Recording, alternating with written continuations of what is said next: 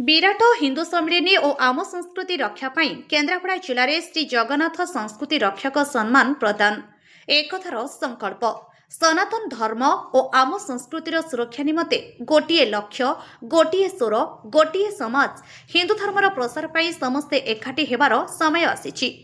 आज चेमादास मठपड़िया नीलिकोणा अलाबांक केन्द्रापड़ा जिले में एही हिंदू सम्मिलनी रे अतिथि भावे पूज्य महंत रामकृष्ण दास महाराज राधावल्लभ मठ पुरी श्रीमती कल्पना त्रिपाठी तैलक्य भारती महाराज जोगदे सेमानक आशीर्वचन प्रदान करथिले। पूज्य अतिथि माने हिंदू धर्म और मां भारती एकाठी होई कार्य करबाकू आह्वान देथिले।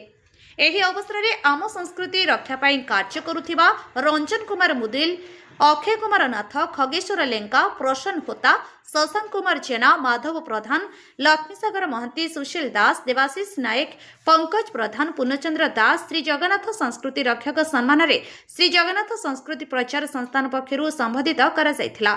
श्री जगन्नाथ संस्कृति प्रचारक डॉक्टर नारायण महापात्र भारती भूषण पट्टनायक त्रिलोचन नायक विजय पंडा श्रीनिवास राव चक्रधर माझी और शरद महापात्र प्रमुख जोग देथिले।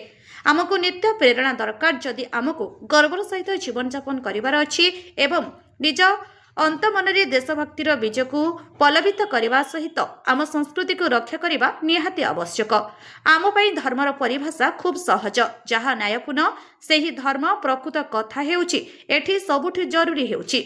आमे जो रास्तारे अछु सेही रास्ता न्यायपूर्ण कि नुहे आम सहित धर्म आ सत्य रहिबा निहाती आवश्यक।